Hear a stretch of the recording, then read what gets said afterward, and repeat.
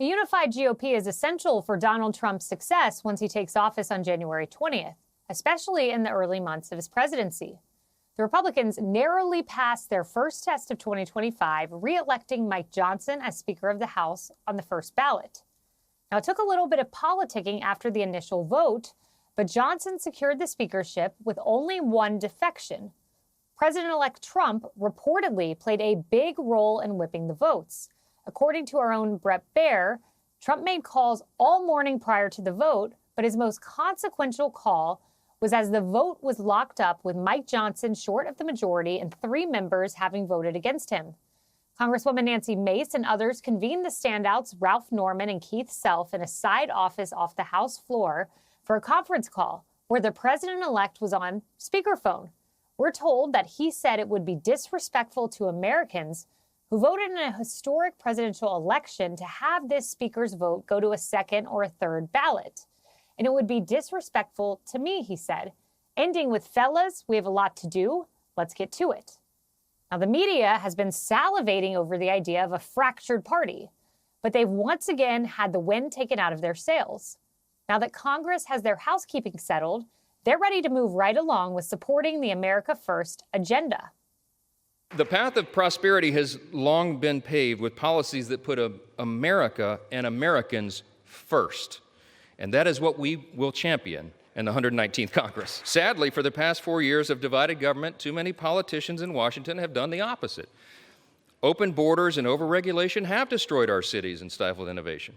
Inflation and weak leadership have left Americans poorer, and they have placed our country in a perilous position. President Trump was quick to congratulate Johnson on being reelected Speaker and explaining that the process brought House Republicans even closer together. The president-elect was in constant communication with Republicans, working the phones this morning, and he reportedly called 2 of the 3 holdouts from the golf course. Meanwhile, things aren't going that smoothly on the other side of the aisle. House Minority Leader Hakeem Jeffries, of course, gave this rousing speech to his party after the Speaker election. Democrats will never abandon the long walk toward freedom. We will fight hard to defend the freedom of opportunity that makes the American dream possible. We will fight hard for the freedom to vote. I love that word, fight, fight, fight, fight. And in the other chamber of Congress, Kamala Harris forgot the Pledge of Allegiance at the beginning of the Senate's swearing-in ceremony. Please join me in pledging allegiance to our flag.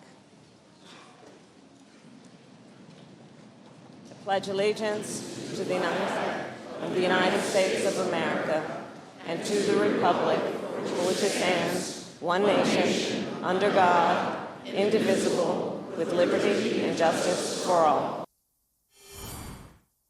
Now that is something only Kamala Harris could do. Florida Congresswoman Paulina Luna joins me now. Congresswoman, when we look back in time, we see Kevin McCarthy and the vote to make him Speaker, and it went 15 ballots, 15. But something was different today. And I want to pull this up, what was different. This is new reporting from Real Clear Politics about President Trump's involvement. The message from the president-elect, according to a source with direct knowledge of that call, was we had the most historic election. You guys are stepping all over it by being ridiculous, speaking to the holdouts. I want all these swing states, but while Democrats are sticking together, you 2 guys are screwing it all up. It seems that we did not go to 15 rounds today because of the political capital of President Donald J. Trump. Your thoughts? Well, he is known for the art of the deal. And I would like to just say that for those holdouts, they actually did get assurances, not just from President Trump, but also from Speaker Johnson, that we were going to do something in debt reconciliation and ensure that we are saving for Americans and future generations. So I don't think today would have gone the way it did unless it was for President Trump. So thank you for that. Being that I was one of the holdouts back in January, we were trying to change the institution. We did, and we saw today that we are unified GOP moving forward. Well, that's good to hear that they got a policy deliverable, so maybe something that is worth it in the long run.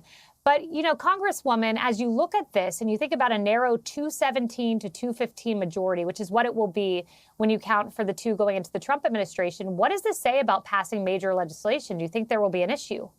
You know, I think that there's going to be a lot of people that might try to become mini mansions, is what I like to call it. But at the end of the day, when we ran for re-election, we all ran on the America First agenda, really securing our borders, eliminating some of these crazy taxes, but then also to ensuring that the American people were put first and foremost and not being forgotten. And so I think that all of those messaging items are winnable, especially in a narrow majority.